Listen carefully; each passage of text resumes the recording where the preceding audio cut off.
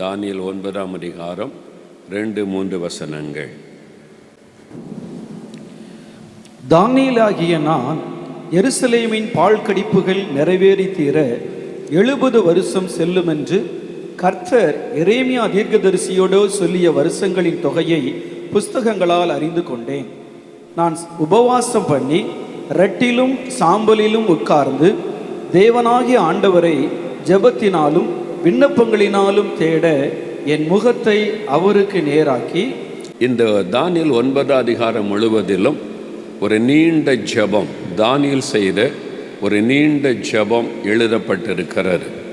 தேவனை நோக்கி அவர் கதறுகிறார், பாவ அறிக்கை செய்கிறார். தேவனே கேட்டருளும், தாமதியாதேயும் என்றெல்லாம் கதறி ஜெபிக்கிறார்.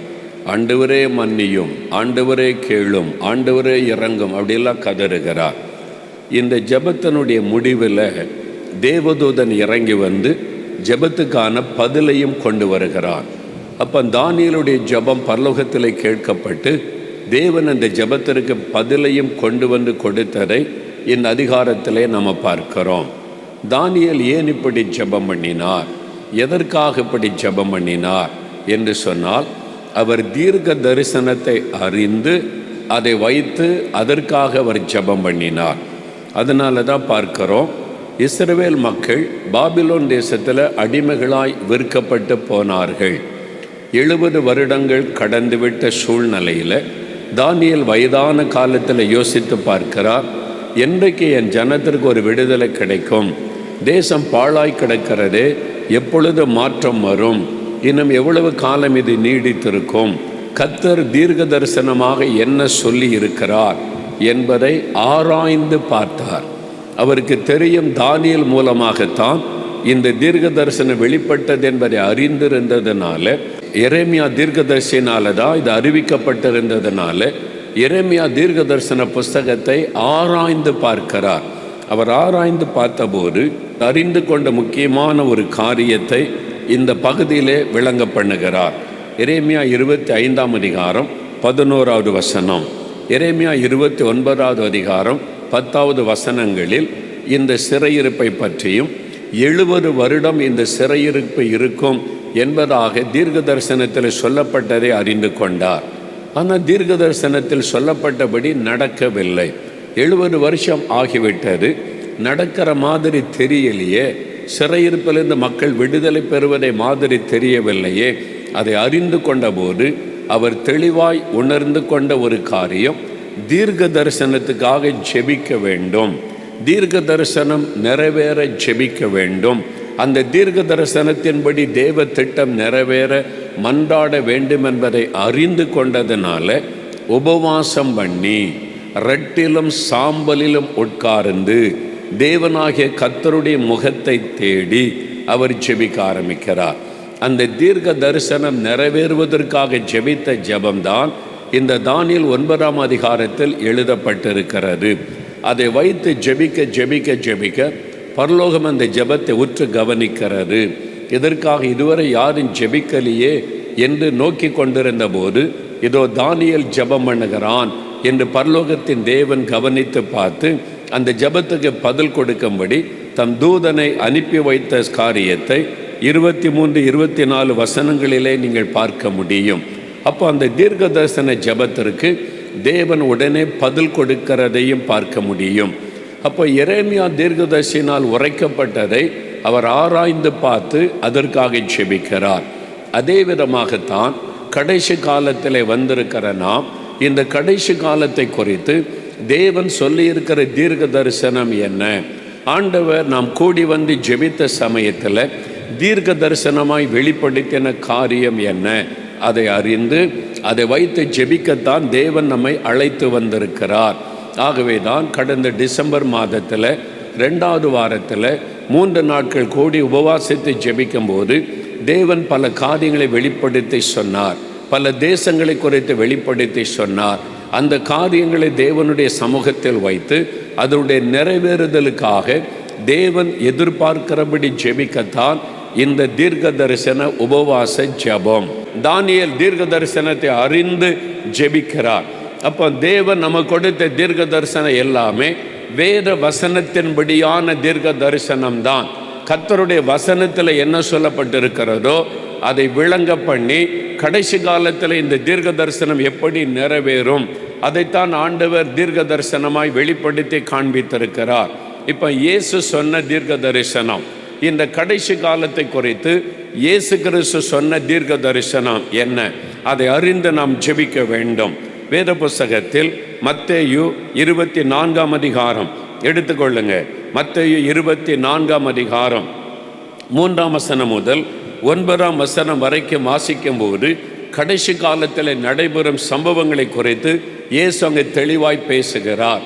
ஏற்கனவே உங்களுக்கு தெரிந்த வசனம், பல முறை இதே இடத்தில் சொல்லப்பட்ட வசனம், திரும்பவும் ஒரு முறை உங்களுக்கு ஞாபகப்படுத்துகிறேன். ஒலிவமலையில் இயேசு இருக்கும் பொழுது சீஷர்கள் வந்து கேட்கிறாங்க, ஆண்டவரே, உலகத்தின் முடிவுக்கும் உம்முடைய வருகைக்கும் அடையாளம் என்ன, அதை எங்களுக்கு சொல்ல வேண்டும் என்று கேட்கிறாங்க. உலகத்தின் முடிவில் என்ன நடக்கும்? இப்பொழுது நாம் கடைசி காலத்தில் வந்திருக்கிறோம். நாம் தான் இந்த முடிவு காலத்தில் வந்திருக்கிறோம்.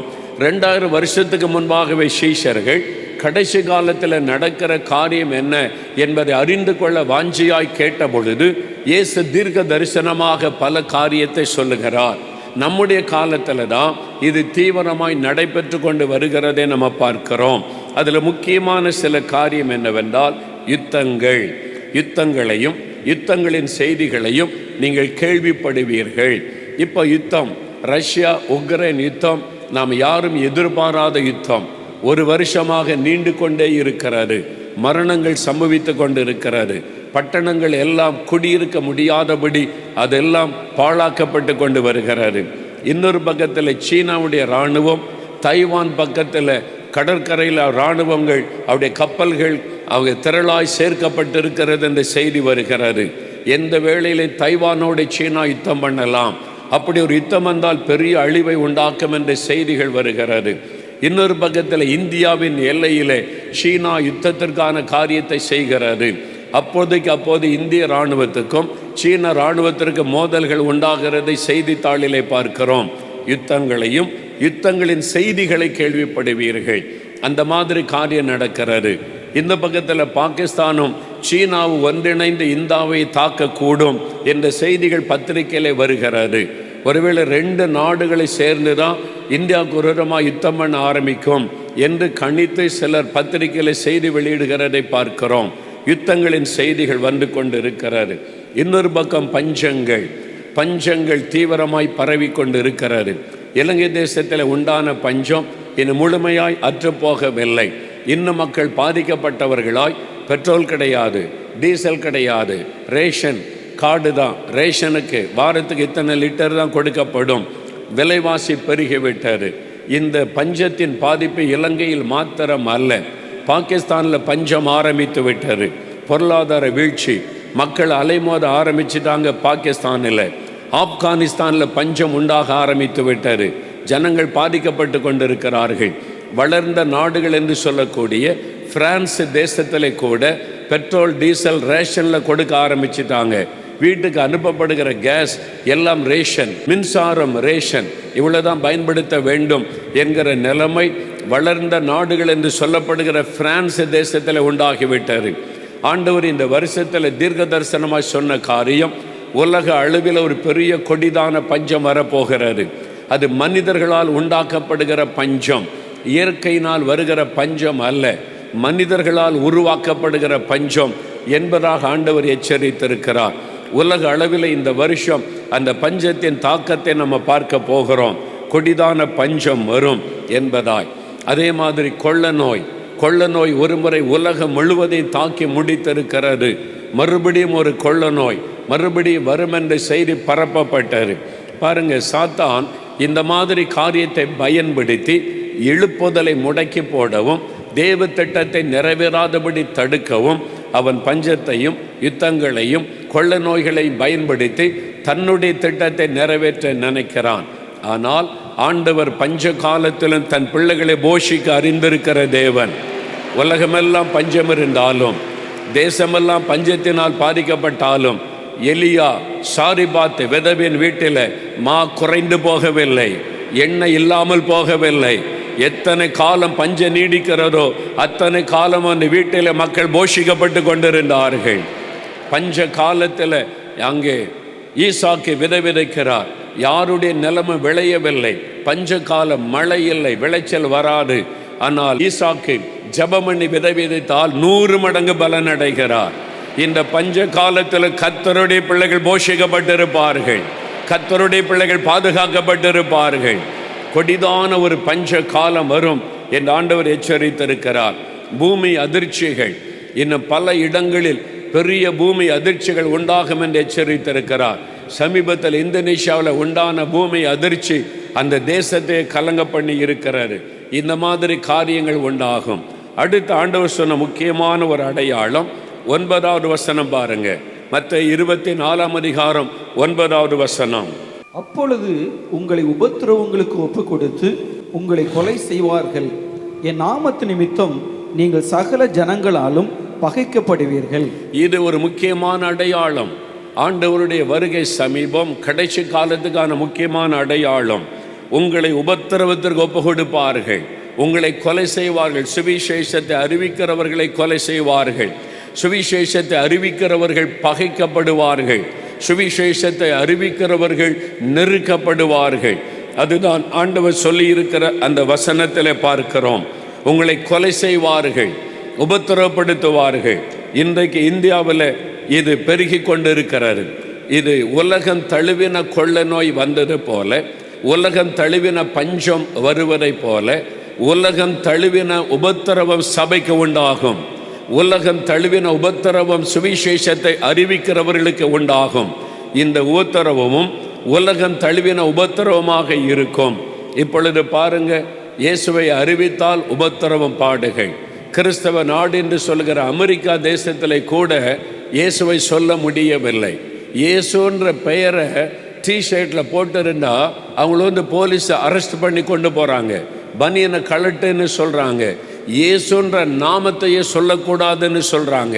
இது அப்போஸ்தலர் நடபடிகள் 5ஆம் அதிகாரத்தில் சொல்லப்பட்ட வார்த்தை. இயேசுன்ற நாமத்தை உச்சரிக்கக்கூடாது, இயேசுவின் நாமத்தை மற்றவர்களுக்கு சொல்லக்கூடாது என்று அப்போஸ்தலர்கள் பயமுறுத்தப்பட்டார்கள், அடிக்கப்பட்டார்கள். அதன் பிறகு ஜெயிலிலே போடப்பட்டார்கள், சிலர் கொலை செய்யப்பட்டார்கள். அது இனிமேல் உலக அளவிலே நடைபெறும். உலகம் எங்கிலும் சுவிசேஷத்திற்காக இரத்த சாட்சியாய் மரிக்கிறவர்கள் பெருகி கொண்டே இருக்கிறார்கள். உபத்திரவம் பெருகி கொண்டே இருக்கிறாரு. இது இயேசுடைய 2ஆம் வருகைக்கு மிக முக்கியமான ஒரு அடையாளம். அதனால் உபத்திரவம் பெருகும், இனிமேல் நெருக்கங்கள் பெருகும், சுவிசேஷத்தை அறிவிக்கிறவர்கள் தாக்கப்படுவார்கள். இது இயேசு கிறிஸ்து சொன்ன முக்கியமான அடையாளங்களிலே ஒன்று. உலக அளவில் சுவிசேஷம் அறிவிக்கிறவர்கள் தாக்கப்படுவார்கள், கொலை செய்யப்படுவார்கள், உபத்திரவம் உண்டாகும். இதுவும் ஆண்டவர் சொன்ன முக்கியமான அடையாளம், மிக முக்கியமான அடையாளம். இந்த ராஜ்யத்தின் சுவிசேஷம் பூலோகம் எங்குமுள்ள சகல ஜாதிகளுக்கும் சாட்சியாக அறிவிக்கப்படும். 14வது வசனத்தில் சுவிசேஷம் இன்றைக்கு வேகமாய் அறிவிக்கப்படுகிறது. ஒரு பக்கம் உபத்திரவம் இருந்தாலும், பாடுகள் இருந்தாலும், இரத்த சாட்சிகளாய் மரித்து கொண்டிருந்தாலும் இன்றைக்கு சுவிசேஷம் வேகமாய் அறிவிக்கப்பட்டு கொண்டே வருகிறது. அதற்காக ஆண்டவருக்கு ஸ்தோத்திரம். இதெல்லாம் இயேசு சொன்ன வருகைக்கான தீர்க்க தரிசன வார்த்தைகள், அடையாளங்களாக ஆண்டவர் சொன்ன தீர்க்க தரிசன வார்த்தைகள். இதெல்லாம் நம்முடைய கண் முன்னால் நிறைவேறி கொண்டு வருகிறதை நம்ம பார்க்கிறோம். அப்படியானால் இயேசு வாசற்படியிலே வந்துவிட்டார், இது இன்னும் சில காலம்தான் என்பதாக நம்ம பார்க்க முடிகிறது. அப்போ அவருடைய வருகைக்கு முன்னால ஒரு மாபெரும் எழுப்புதல் உண்டாகணும், ஆவியானவர் ஊற்றப்பட வேண்டும். அந்த காலத்துக்குள்ள நாம் வந்துவிட்டோம். அல்லேலூயா. இயேசு சொன்ன தீர்க்க தரிசனங்கள் நம்முடைய கண் முன்னால் நிறைவேறுகிறது. வெளிப்படுத்தின விசேஷத்தில் சொல்லப்பட்ட காரியங்கள் இப்பொழுது உலகத்திலே நிறைவேற ஆரம்பித்து விட்டது. இதில் தான் தெய்வ பிள்ளைகள் கவனம் செலுத்த வேண்டும். எப்படி தானியேல் தீர்க்க தரிசனத்தில் கவனம் செலுத்தினாரோ, ரட்சிக்கப்பட்ட ஆண்டவருடைய பிள்ளைகள், திருச்சபை ஊழியர்கள் இயேசு சொன்ன தீர்க்க தரிசன வார்த்தையில் கவனம் செலுத்த வேண்டும். ஆண்டவர் என்ன சொல்லி இருக்கிறார், இப்பொழுது என்ன நடந்து கொண்டிருக்கிறது, தேவன் சொன்ன தீர்க்க தரிசனம் எந்த அளவுக்கு உலகத்திலே நிறைவேறி கொண்டிருக்கிறது, நாம் எந்த காலத்தில் வாழ்ந்து கொண்டிருக்கிறோம் என்பதில் கவனம் செலுத்த வேண்டும். இது கடைசி காலம், இது இனி சுலபமாக இருக்காது. பாடுகளும் உபத்திரவங்களும் நெருக்கங்களும் பெருகி கொண்டுதான் இருக்கும். அதே சமயத்தில் தேவ பிள்ளைகள் பாதுகாக்கப்படுவார்கள், தேவ பிள்ளைகள் பயன்படுத்தப்படுவார்கள். இன்னொரு பக்கம் எழுப்புதல் அக்கினி பரவி கொண்டே இருக்கும். எழுப்புதலை ஒருவரும் தடுக்க முடியாது. இந்த எழுப்புதல் திட்டத்தை, தேவனுடைய திட்டத்தை ஒருவரும் தடுக்க முடியாது. அரசாங்கம் சட்டம் போட்டு தடுக்கவே முடியாது. எழுப்புதல் உண்டாகும். தேசம் முழுவதும், உலகம் முழுவதிலும் ஒரு பெரிய ஆவிக்குரிய மாற்றத்தை ஆவியானவர் உண்டாக்குவார். பரலோகம் அதற்காக தீவிரப்பட்டு கொண்டிருக்கிறது. அதனால அந்தி கிறிஸ்து வெளிப்படும் முன்பாக, இயேசு 2வது முறை வந்து தன்னுடைய சபை எடுத்துக்கொள்ளும் முன்பாக உலகம் முழுவதில் ஒரு மாபெரும் எழுப்புதல் வரணும். அதற்கு ஆவியானவர் ஊற்றப்பட வேண்டும். அந்த எழுப்புதலுக்காக ஜெபிக்க, அந்த தீர்க்க தரிசன திட்டங்கள் நிறைவேற ஜெபிப்பதற்கு தான் தேவன் நம்மை அழைத்து கொண்டு வந்திருக்கிறார். இனி நாம் தீர்க்க தரிசனத்தில் கவனம் செலுத்த வேண்டும். ஏதோ வருஷத்தில் ஒரு முறை வந்து ஜெபித்து விட்டு போவது அல்ல. நம்முடைய அனுதின வாழ்க்கையில் தேவன் என்ன சொல்லி இருக்கிறார், தேவனுடைய தீர்க்க தரிசனம் உலகத்தில் எப்படி நிறைவேறுகிறது என்பதில் அதிக கவனம் செலுத்த வேண்டும். ஏனென்றால் நமக்கு அதிக காலம் இல்லை. வெகு சீக்கிரத்தில் பெரிய ஆவிக்குரிய மாற்றங்களை ஆண்டவர் உண்டாக்க போகிறார். இந்த வருடத்தில் இந்த எழுப்புதல் அலை பரவும் என்று கர்த்தர் தீர்க்க தரிசனமாய் பேசி இருக்கிறார். அந்த காலம் வந்துவிட்டது. அல்லேலூயா. ஆகவே தீர்க்க தரிசனத்தை அறிந்து கொண்டு ஜெபிக்க அழைக்கப்பட்டிருக்கிற நாம் அதில் அதிக கவனம் செலுத்த வேண்டும். தானியேலை போல. சரி, இந்த மாதிரி கொடிதான காலம், பயப்படுத்துகிற காலம், உபத்திரவ காலம் வந்துவிட்டது என்று சொல்றீங்க. எப்படி இந்த காலத்தில் நாம் தப்புவது? அதுக்கு தான் ஆண்டவர் சொல்லுகிறார். லூக்கா 21ஆம் அதிகாரம் 36வது வசனம். லூக்கா 21ஆம் அதிகாரம் 36வது வசனத்தை வாசிக்க கேட்போம். ஆகையால் இனி சம்பவிக்க போகிற இவைகளுக்கெல்லாம் நீங்கள் தப்பி மனுஷகுமாரனுக்கு முன்பாக நிற்க பாத்திரவான்களாக எண்ணப்படுவதற்கு எப்பொழுதும் ஜெபம் பண்ணி விழித்திருங்கள் என்றார். இனி சம்பவிக்க போகிற இந்த கடைசி கால ஆபத்துகள், கொள்ளை நோய், பஞ்சம், யுத்தங்கள், பலவிதமான தீமைகள், இருளின் நாட்கள், உபத்திரவம், சபைக்கு உபத்திரவம், சுவிசேஷம் அறிவித்தால் உபத்திரவம், கொலை செய்யப்படுவது, அடிக்கப்படுவது, தாக்கப்படுவது, இதெல்லாம் உலகத்தில் நடக்க போகிறது. இவைகளுக்கு நீங்கள் தப்ப வேண்டுமானால், இந்த ஆபத்துகள் உங்களை பாதிக்காதபடி நீங்கள் அதில் தப்பி பாதுகாக்கப்பட வேண்டுமானால், ஆண்டவருடைய வருகையில் மகிழ்ச்சியோடு அவரை சந்திக்க வேண்டுமானால், தேவன் ஒரு வழி சொல்லுகிறார். எப்பொழுதும் ஜெபம் பண்ணி விழித்திருங்கள். எப்பொழுதும் ஜெபம் பண்ணி விழித்திருங்கள். எல்லாரும் சொல்லுங்க, எப்பொழுதும் ஜெபம் பண்ணி விழித்திருங்கள். அல்லேலூயா. வாரத்தில் ஒரு நாள் அல்ல, எப்பொழுதும் ஜெபம் பண்ணி விழித்திருங்கள். ஆண்டவர் சொன்ன மருந்து, ஆண்டவர் சொன்ன பாதுகாப்பு, ஆண்டவர் சொல்லியிருக்கிற கடைசி காலத்தில் இந்த ஆபத்துகளுக்கு தப்பி நாம் எழுப்புதலை காண வேண்டுமானால், எழுப்புதல் திட்டம் நிறைவேறுவதை பார்க்க வேண்டுமானால், எழுப்புதல் திட்டத்தில் நாம் பங்காளிகளாக இருக்க வேண்டுமானால், எப்பொழுதும் ஜெபம் பண்ணி விழித்திருங்கள். இதுவரை நாம் ஜெபித்தபடி அல்ல, இந்த வருஷத்திலிருந்து ஆண்டவர் நம்முடைய ஜெப வாழ்க்கையை மாற்றப் போகிறார். ஜெப வாழ்க்கையை புதிதாக்க போகிறார். எப்பொழுதும் ஜெபிக்கிறவர்களாய் மாற்ற போகிறார். ஒரு ஜெப அபிஷேகத்தை ஊற்ற போகிறார். அதுதான் ஆண்டவர் சொன்ன காரியம். அதில் ஆண்டவர் தெளிவாய் தீர்க்க தரிசி மூலமாய் பேசும்போது, இந்த கடைசி காலத்தில் 7 விதமான அபிஷேகம் கட்டவிழ்த்து விடப்படும். முதல் பகுதியில் 4 விதமான அபிஷேகம். அதுதான் முதலாவது சம்பவிக்க போகிற காரியங்கள். அந்த 4 விதமான அபிஷேகத்தை குறித்து தான் இன்றும் நாளையும் வசனத்திலிருந்து தியானித்து நாம் செபிக்க போகிறோம். தேவனுடைய தீர்க்கதரிசி மூலமாய் சில கருகலான, சில ஆழமான காரியங்கள் நமக்கு சொல்லப்படும். ஆனால் இந்த முதல் பகுதியில் ஒரு அபிஷேகத்தை குறித்து கொஞ்ச நேரம் தியானித்து ஜெபிக்க போகிறோம். அது என்ன அபிஷேகம்? ஜெப அபிஷேகம். அல்லேலூயா சொல்லுங்க. ஜெப அபிஷேகம். அல்லேலூயா. எப்பொழுதும் ஜெபம் பண்ணுகிற ஒரு அபிஷேகம். இது சாதாரணமாக ஜெபிக்கிற ஒரு விஷயம் அல்ல. அந்த ஜெபத்தில் ஒரு புதிய பரிமாணத்துக்குள்ளே, புதிய அனுபவத்துக்குள்ளே தேவன் நம்மை கொண்டு போக விரும்புகிறார். சாதாரண ஒரு ஜெபம் அல்ல.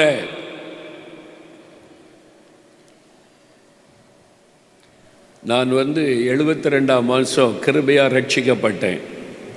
ரட்சிக்கப்பட்ட காலத்திலேயே நான் மற்றவங்களுக்காக ஜெபிப்பேன்.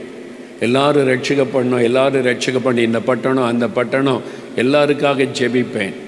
அந்த ஜெபம் ஒரு சாதாரண ஜெபம், ரட்சிக்கப்பட்ட ஒரு விசுவாசி ஜெபிக்கிற ஜெபம். அதே ஆண்டவர் கேட்கிறார். ரட்சிக்கப்பட்டு நம்ம ஜெபிக்கும் போது 74ஆம் வருஷம் தேவன் கிருபையாய் என்னை பரிசுத்த ஆவியினால் அபிஷேகம் பண்ணினார். அப்போ நான் மதுரை பட்டணத்தில் இருந்தேன். தஞ்சாவூரில் நடந்த பிளஸ்ஸோ முகாமில் கர்த்தர் என்னை அபிஷேகம் பண்ணினார். பரிசுத்த ஆவியில் நிரம்பி அந்நிய பாஷை பேச ஆரம்பித்த பிறகு ஆவியானவர் முதலாவது எனக்குள்ளே உண்டாக்கின மாற்றம் என் ஜெப வாழ்க்கையை மாற்றினார். என் ஜெப வாழ்க்கையில் ஒரு மாற்றம் உண்டானது. அதுக்கு முன்னால் 5 நிமிஷம் 10 நிமிஷம் ஜெபிக்க கூட கடினமாக இருக்கும், ஒரு போராட்டமாக இருக்கும். அந்த ஜெபம் பண்ணுவது சாதாரணமாக இருக்காது. ஆனால் பரிசுத்த ஆவியினால் நிரப்பப்பட்ட பிறகு அந்த ஜெப வாழ்க்கையை வித்தியாசமாய் கர்த்தர் மாற்றிவிட்டதை என்னால் உணர முடிந்தது. இப்போ நான் ஜெபம் பண்ணினால் அழுகை வருகிறது, கண்ணீர் வருகிறது. எனக்கே என்னை பார்த்து ஆச்சரியமாக இருக்குது. ஏன் நான் அழுகிறேன், ஏன் இப்படி கண்ணீர் வடிக்கிறேன்? இதுக்கு முன்னால் ஆண்டவரே ரட்சியோன்னு ஜெபம் பண்ணுவேன். இப்போ ரட்சியோன்னு ஜெபிக்கும் போது கண்களில் கண்ணீர் தாரை தாரையாய் வடிகிறது. ஆண்டவரே என் ஜன ரட்சிக்கப்படணும் என்ற அழுகையும் கண்ணீரும் வருகிறது. எனக்கே என்னை பார்த்து ஆச்சரியமாக மாறிவிட்டது. அப்பொழுது நான் ஒரு ஹாஸ்டலில் தங்கி படித்து கொண்டிருந்தேன். இரவு 8 மணிக்கு டைனிங் ஹாலில் இரவு டின்னருக்காக மணி அடிக்கப்படும். அப்போ எல்லாம் மாடியில் தங்கி இருந்தோம். கீழே இறங்கி போவாங்க டைனிங் ஹாலில் சாப்பிடுவதற்கு. அப்போ நானும் புறப்படும் போது எல்லாம் கீழே இறங்கி சாப்பிட போகிறாங்க. இரவு 8 மணிக்கு ஆவியானவர் உள்ளத்தில் பேசுகிறார், தூண்டுகிறார், மாடிக்கு போ மாடிக்கு போ என்று சொல்லி. அது 3 மாடி கட்டடம், 4வது மாடி மொட்டை மாடி.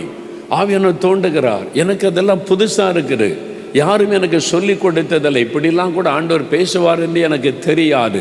ஆனால் ஆவியானவர் என்னை அப்படியே ஏவுகிறார், மாடிக்கு போ மாடிக்கு போ என்பதாய். ஏன் ஆண்டவரை சாப்பிட போகணும், டின்னர் சாப்பிட போகணும், நீ மாடிக்கு போ. உள்ளத்தில் பலமான ஏவுதலை ஆவியானவர் உண்டாக்கினா நான் மாடியில் நிற்பேன். 4வது மாடியில் மொட்டை மாடியில் இந்த பட்டணத்தை பார். அந்த பட்டணத்தை மதுரை பட்டணம் முழுவதும் நல்லா தெரியும். இந்த பட்டணத்தில் இருக்கிற லட்சக்கணக்கான மக்களை பார். ஆண்டவர் சொல்லுவார், இந்த மக்களுக்காக நான் சிலுவை சுமந்தேனே, இந்த மக்களுக்காக வாரினால் அடிக்கப்பட்டேனே, இந்த மக்களுக்காக இரத்தம் சிந்தினேனே, இந்த மக்கள் ரட்சிக்கப்பட வேண்டும் என்று நான் வாஞ்சியாக இருக்கிறேனே, இந்த மக்களுக்காக ஜெபம் பண்ணேன். வானத்தை அண்ணாந்து பார்த்து கண்ணில் கண்ணீர் வடிந்து கொண்டே இருக்கும். அழுது கொண்டே இருந்தேன். பட்டணத்தை பார்த்து சுற்றி சுற்றி பார்த்து ஆண்டவரே ரட்சியும் ரட்சியும் ரட்சியும் என்று. எனக்கே விளங்கலை நான் ஏன் இப்படி மாறினேன். இந்த மாதிரி ஜெபத்தை நான் கேள்விப்பட்டதும் இல்லை, பார்த்ததும் இல்லை. ஏன் எனக்கு இப்படி நடக்கிறது எனக்கு புரியவில்லை. ஆனால் எனக்கு தெரிந்தது ஆவியானவர் என்னை மாற்றி கொண்டிருக்கிறார். ஆவியானவரின் ஜெப வாழ்க்கையை மாற்றி கொண்டிருக்கிறார் என்பது. கண்ணில் கண்ணீர் வடி ரோட்டில் அழுது கொண்டே நான் போவேன். எனக்கு ஆச்சரியம், நான் எப்படி மாறிட்டேன், இது என்ன காரியம் எனக்கு விளங்கவில்லை. ஆனால் ஆவியானவர் அதை செய்கிறார் என்பது மட்டும் எனக்கு தெரிந்தது. என் ஜெப வாழ்க்கையை அவர் மாற்றினார். என் ஜெப வாழ்க்கையில் ஆவியான ஒரு மாற்றத்தை கொண்டு வந்தார். எப்பொழுதும் ஜெபிக்கும்படி தூண்டிக்கொண்டே இருப்பார். ஒரு குறிப்பிட்ட நேரம் காலையிலே ஜெபம் அல்லது ஜெபிக்க முழங்கால் படியிடும் பொழுது ஜெபம் மாத்திரம் அல்ல, ரோட்டிலே நடக்கும் பொழுது, பஸ்ஸில் பிரயாணப்படும் பொழுது எப்பொழுதும் ஜெபம் பண்ண தூண்டிக்கொண்டே இருப்பார். மக்களை பார்க்கும் பொழுதெல்லாம் கண்ணீர் வரும். ஜனங்களை பார்க்கும் போதெல்லாம் இவங்க ரட்சிக்கப்படணுமே, இவங்க ரட்சிக்கப்படணுமே, இவங்களுக்காக இயேசு சிலுவை சுமந்தாரே, அந்த பாரம் தூண்டப்பட்டு கொண்டே இருக்கும். எனக்கே என்னை பார்த்து ஆச்சரியம், மற்றவனை கேட்கிறதற்கும் எனக்கு பயம். இது என்னது என்பதாக சில வருடங்கள் கழித்து தான் அறிந்து கொண்டேன். தேவன் என்ற மன்றாட்டின் ஆவியை எனக்குள்ளே ஊற்றி மன்றாடி ஜெபிக்க வைத்து கொண்டிருக்கிறார் என்பது எனக்கு தெரிந்தது. ரோமர் 8:26 சொல்லுகிறது, நாம் ஏற்றபடி வேண்டிக் கொள்ள வேண்டியது இன்னதென்று அறியாமல் இருக்கிறபடியால் ஆவியானவர் தாமே வாக்கு கடங்காத பெருமூச்சுகளோடு வேண்டுதல் செய்கிறார். ஆவியானவர் நம்முடைய பலவீனங்களிலே உதவி செய்கிறார். பெருமூச்சு விட்டு அழுது ஜெபிக்கும்படியாய் தேவன் அந்த பாரத்தை கொடுக்கிறார் என்பது விளங்கிக் கொள்ள முடிந்தது. பல சம்பவங்கள், பல சூழ்நிலை மூலமாய் தேவன் இந்த காரியத்தை எனக்கு கற்றுக் கொடுக்க ஆரம்பித்தார். நான் ஊழியத்துக்கு அர்ப்பணிக்கப்பட்டு 4 மாவடிக்கு வந்துட்டேன். ஆனால் என்ன பண்ணணும்னு தெரியாது. ஒரு ஜெபக்குழு ஆரம்பித்து ஜெபிக்கிறோம் தேசத்தின் எழுப்புதலுக்காய், அவ்வளவுதான். ஆண்டவரே, நான் என்ன செய்யணும், என்னை கொண்டு என்ன செய்ய விரும்புகிறீங்க? ஆண்டவர் சொன்னார், திறப்பில் நின்று ஜெபிக்க ஒரு மனிதனை தேடுகிறேன், நீ திறப்பில் நின்று ஜெபம் பண்ணுவாயா? எசேக்கியேல் 22:30 கொண்டு பேசினார். எனக்கு அர்த்தம் புரியலை. திறப்பில் நிற்கிறதுன்னா என்னது? திறப்பில் நிற்க ஒரு மனுஷனை தேடுறேன்னு சொல்கிறீங்க அப்படின்னா என்னது ஆண்டவரே தெரியலையே. 6 மாதம் ஜெபம் பண்ணேன். திறப்பில் நின்று ஜெபிக்கிறேன்னா என்னது? திறப்பில் நின்று ஜெபிக்கிறதுனா என்னது? ஆண்டவரே, நான் ஆயத்தமாக இருக்கிறேன், ஆனால் எனக்கு புரியலையே, எனக்கு சொல்லிக் கொடுங்கள் என்று 6 மாதம் கழித்து ஒரு நாள் ஒரு செய்தியின் மூலம் ஆண்டவர் பேசினார். திறப்பில் நிற்பதுன்னா என்ன, எப்படி ஜெபிக்கணும் அதை பேசினார். உன்னுடைய தேசத்தை பார், கோடிக்கணக்கான இந்த ஆத்துமாக்களை பார், பாவத்தில் சாபத்தில் அடிமைப்பட்டு கிடக்கிற மக்களை பார். இந்த மக்களுக்காக திறப்பில் நின்று என் சமூகத்தில் நின்று மோசையை போல மன்றாட வேண்டும், நெகேமியாவை போல மன்றாட வேண்டும். இந்த வார்த்தை ஆண்டவர் சொன்னபோது நான் சந்தோஷப்படவில்லை. நான் சொன்னேன், இதெல்லாம் ரொம்ப கஷ்டம் ஆண்டவரே, அப்படிலாம் ஜெபிக்கணும்னா மனதுருக்கம் வேணும், அதுக்கான ஒரு பாரம் வேணும், அப்படி ஜெபிக்கிறதுனா எப்படி என்று. அப்போ ஆண்டவர் பல இரவுகள் என்னை ஆயத்தப்படுத்தினார். இரவில் எல்லாரும் எங்கள் வீட்டில் தூங்கி கொண்டிருப்பார்கள். அப்பொழுது எங்கள் குடும்பத்தில் எல்லாரும் இந்துக்கள், நான் மட்டும் ஒப்பு கொடுத்த ஊழியக்காரனாய் வந்து விட்டேன். என்னுடைய அறையில் தனிமையாய் ராத்திரியில் நடுராத்திரியில் அதிகாலை வரைக்கும் நடந்து கொண்டிருப்பேன். அப்படியே ஆவியானவர் ஜெபிக்க தூண்டி கொண்டிருப்பார். என் கண் முன்னால் தரிசனமாய் சில காட்சிகளை ஆண்டவர் காண்பிப்பார். பார், இந்த மக்களை, வேதனையில் இருக்கிற மக்கள், கண்ணீர் வடிக்கிற இந்த மக்களை பார், அவங்களுக்காக ஜெபம் பண்ணு என்று சொல்லுவார். அது யாருன்னே எனக்கு தெரியாது, எங்கே இருக்காங்கன்னு தெரியாது. அவருடைய சோக முகம், அவருடைய கண்ணீர், அவருடைய வேதனை காண்பித்து ஜெபிக்க சொல்லுவார். கண்ணால் அதை பார்க்கறதுனால ஒரு பாரம் உண்டாகும். நான் ஜெபிக்கிற ஆண்டவரே, நீ ஜெபிக்க ஆரம்பிச்சா ஆவியானவர் என்னை நிரப்புவார், பெருமூச்சு விட்டு அழுது ஜெபிக்க வைப்பார். இது மாதிரி பல இரவுகள், பல மணி நேரங்கள் இரவெல்லாம் ஜெபத்தில் நடத்த ஆரம்பித்தார். என்னை அவர் உருவாக்க ஆரம்பித்தார். திறப்பில் நின்று ஜெபிப்பதற்காய், உன் தேசத்திற்காக, உன் ஜனங்களுக்காக திறப்பில் நின்று இப்படி ஜெபிக்க வேண்டும் என்று ஆண்டவரே, அதற்கு மனதிருக்க வேணும், ஆத்ம பாரம் வேண்டும் என்று கேட்க கொஞ்சம் கொஞ்சமாய் தேவன் கற்றுக் கொடுத்து உருவாக்க ஆரம்பித்தார். ஒரு குறிப்பிட்ட காலம் வந்தபோது தேவன் அந்த மன்றாட்டின் ஆவியினால் நிரப்பி ஜனங்களுக்காக கண்ணீர் விட்டு அழுது ஜெபிக்கும்படி தூண்டினார். அதன் பிறகு எப்பொழுதும் ஜெபம், அதாவது குறிப்பிட்ட நேரம் மாத்திரம் அல்ல, ஜபரையிலே முழங்கால் படியிட்டு இருக்கும் பொழுது மாத்திரம் அல்ல, நடக்கும் பொழுதும், பிரயாணப்படும் பொழுதும், ஜனங்களை பார்க்கும் பொழுதும், ஆத்துமாக்களை பார்க்கும் பொழுதும் இருதயத்திலிருந்து கதறுதல் புறப்பட ஆரம்பித்தது. எப்பொழுதும் ஜெபம் பண்ணி விழித்திருங்கள். எப்பொழுதும் நீ ஆண்டவர் சொன்ன வார்த்தை எனக்குள்ளே நிறைவேறுவதை என்னால் கொஞ்சமாய் உணர முடிந்தது. வாக்கு கடங்காத பெருமூச்சுகளோடு ஜெபிக்கிறார் என்று ஆண்டவருடைய வசனம் சொல்லியிருக்கிறபடி நான் கூட்டங்களுக்கு, நற்செய்தி கூட்டங்களுக்கு போகும் பொழுது ஒவ்வொரு நாளும் கூட்டம் பெருகி கொண்டே இருக்கும். கடைசி நாளில் திரளான மக்கள் வருவார்கள். அதுக்காக நான் ஜெபம் பண்ணும்போது பல இடங்களிலே நான் உணர்ந்திருக்கிறேன், ஆண்டவரை இவ்வளோ ஜனங்க வர்றாங்களே, என்ன தேடி அல்ல, உம்மை தேடி தானே வர்றாங்க, நீங்கள் ஏதாவது செய்வீங்கன்னு தானே வர்றாங்க, இந்த மக்களுக்காக நீங்கள் தானே சிலுவையில் மரிச்சிங்க, நீங்கள் தானே ஏதாவது செய்ய முடியும், இவங்களுக்கு எப்படி ஜெபிக்கிறதுன்னு எனக்கு தெரியலையே. நான் முழங்கால் படியிட்டு நிற்கும் பொழுது ஆவியானவர் வந்து நிரப்புவார். அப்பொழுது வார்த்தை வராது, வார்த்தை வெளிப்படாது, பெருமூச்சு வரும், கண்ணீர் வரும், அழுகை வரும், வார்த்தை வராது. எப்படி ஜெபிக்கணும் வார்த்தை வராது. பெருமூச்சு வரும், கண்ணீர் வரும், அழுகை வரும். பல நாட்கள் தேவ சமூகத்தில் சாஷ்டாங்கமாய் விழுந்து கிடந்து இவ்வளோ இவ்வளோ என் ஜனங்களும் தேடி வர்றாங்களே ஆண்டவரே, நான் என்ன செய்ய முடியும்? நான் ஒரு மனிதன், இவங்களுக்கு நான் என்ன செய்ய முடியும்? நீங்க தானே சிலுவையிலே மறித்தீங்கன்னு ஜெபிக்கும் போது ஆவியானவர் இறங்குவார். வார்த்தையே வராது, கண்ணீர் வரும், பெருமூச்சு வரும், அழுகை வரும். அந்த ஜனங்களுக்காக ஆவியானவரே ஜெபிக்கிறதை நான் பார்த்திருக்கிறேன்.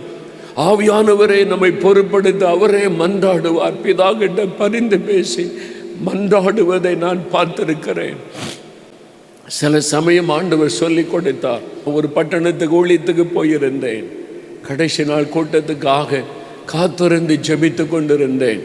ஆண்டவரே, இன்னைக்கு திரள் கூட்ட மக்கள் வருவாங்களே, அவங்களுக்கு நீங்கள் அற்புதம் செய்யணுமே, உங்களை வெளிப்படுத்தணுமே, ரட்சிக்கணுமே, சுகமாக்கணுமே எல்லாம் ஜெபித்து கொண்டிருந்தேன். நான் ஜெபித்து கொண்டிருந்த சமயம் என் ஆவிக்குரிய கண்கள் திறக்கப்பட்டது. அப்போ ஆவியானவர் ஒரு காரியத்தை எனக்கு காண்பித்தார். உயரமும் உன்னதமான சிங்காசனத்தில் கர்த்தர் அமர்ந்திருக்கிறார். அந்த முகம் 1000 சூரியனை வைத்ததை போல பிரகாசிக்கிறது. அவ்வளோதான், முகம் தெரியவில்லை. ஒருவர் சிங்காசனத்தில் அமர்ந்திருக்கிறார். பிரகாசமான வெளிச்சம் அது மாத்திரம் தெரிகிறது. எத்தனையோ படிகள் இருக்கிற உயரமான இடம், ஏராளமான படிகள். அதுக்கு மேலே சிங்காசனத்தில் கர்த்தர் அமர்ந்திருக்கிறார். நான் கீழே நின்று முழங்கால் படியிட்டு ஆண்டவரை நோக்கி ஜெபிக்கிறேன். ஆண்டவரே, என் ஜனத்தை ரட்சிங்க, இந்த ஜனங்களை ரட்சிங்க என்று ஜெபிக்கிறேன். அப்போ ஒருவரின் பக்கத்தில் வந்தார். அவர் வந்து சொன்னார், மகனே, அப்படி அல்ல, நான் சொல்கிற மாதிரி ஜெபம் பண்ணு. என்ன ஜெபிக்கணும்? என் ஜனத்துக்கு மன்னிங்க, என் ஜனத்தின் பாவத்தை மன்னிங்க, விக்கிரக ஆராதனை மன்னிங்க, மனுஷ வழக்கத்தை மன்னிங்க, என் ஜனத்துக்கு உங்களை வெளிப்படுத்துங்க. உங்களை வெளிப்படுத்தி காண்பிச்சுட்டா ரட்சிக்கப்படுவாங்க. மன்றாடி ஜெபிக்கிறதை எனக்கு அவர் சொல்லி கொடுத்தார். நான் அப்படியே அழுது ஜெபிக்கிறேன். யார் என்று பார்த்தால் ஆவியானவரின் அருகிலே வந்து ஜெபிக்க சொல்லி கொடுத்தார். எனக்கு அன்பு, அதைத்தான் வேதம் சொல்லுகிறது. ஆவியானவர் வாக்கு கடங்காத பெருமூச்சுகளோடு வேண்டுதல் செய்கிறார். அந்த அபிஷேகம், மன்றாட்டின் அபிஷேகம், எப்பொழுதும் ஜெபிக்கிற ஒரு அபிஷேகம், இடைவிடாமல் ஜெபிக்கிற ஒரு அபிஷேகம் இந்த கடைசி காலத்தில் ஊற்றப்பட போகிறது. அதைத்தான் ஆண்டவர் சொல்லுகிறார். ஒரு ஜெப அபிஷேகம் ஊற்றப்படும். அது மன்றாட்டின் அபிஷேகம்.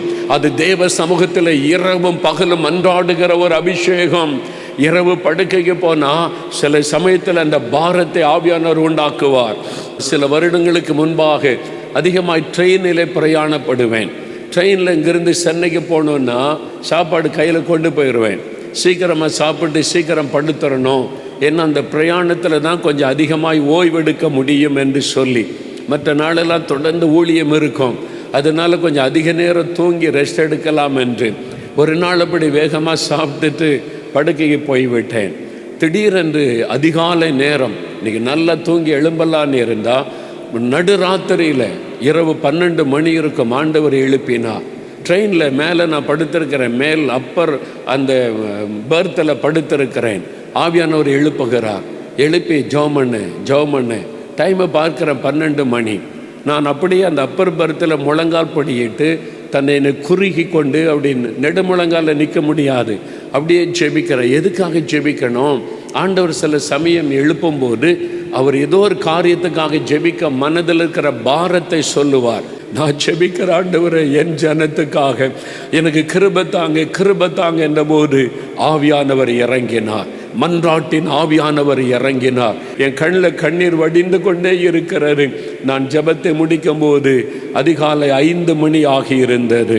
இப்படி மணிக்கணக்காக ஜெபிக்க வைக்கிறவர் ஆவியானவர். அந்த மன்றாட்டின் ஆவியை கர்த்தர் உங்க மேல ஊற்ற விரும்புகிறார். நீங்க இரவும் பகலும் ஜெபிக்கணும், இடைவிடாமல் ஜெபிக்கணும். எப்பொழுதும் ஜெபிக்கணும்.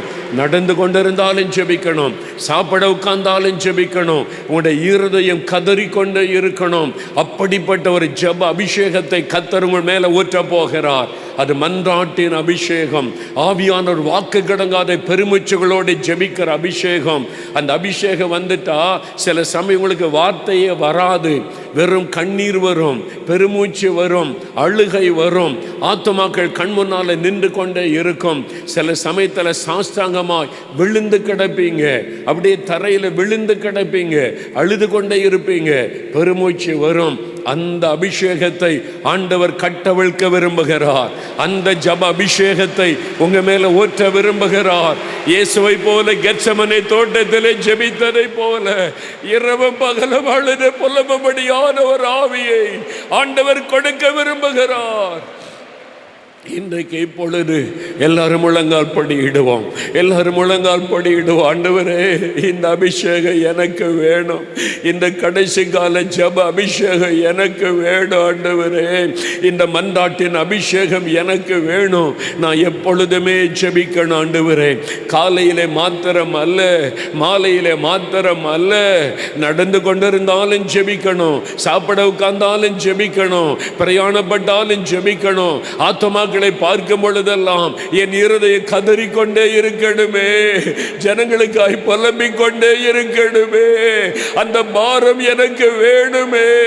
ஆண்டவரே, அந்த அபிஷேகத்தை என் மேல ஊற்றுங்க, ஊற்றுங்க, ஊற்றுங்க.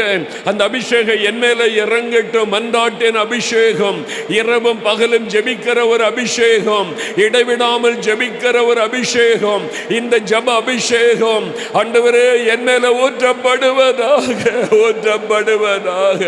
இப்போ உம்முடைய ஜனத்தின் மேல் இந்த மன்றாட்டின் அபிஷேகம் இறங்கட்டும்.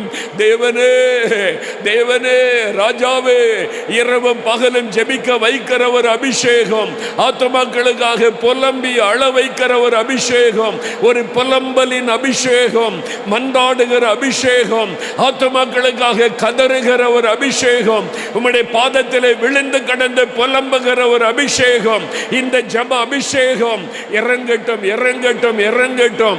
ஒவ்வொருவர் மேலும் இறங்கட்டும். ஆண்டவரே, மன்றாட்டின் அபிஷேகம் இறங்கட்டும். ஆண்டவரே, மன்றாட்டின் அபிஷேகத்தினால் நிரப்புங்க. ஆண்டவரே, கேளுங்க, கேளுங்க. இது அபிஷேகத்தை பெற்றுக்கொள்ளுகிற நேரம், மன்றாட்டின் அபிஷேகத்தை பெற்றுக்கொள்ளுகிற நேரம், புலம்பலின் அபிஷேகத்தை பெற்றுக்கொள்ளுகிற நேரம். ஆண்டவர் சொன்ன மன்றாட்டின் அபிஷேகம், இதோ ஜெப அபிஷேகம் உங்கள் மேல கட்டவிழ்க்கப்படுகிற நேரம் இது. ஒவ்வொருவரையும் நிரப்பிருங்க ஆண்டவரே, நிரப்பிருங்க ஆண்டவரே. ஒருவரை கூட விடாதிருங்க ஆண்டவரே.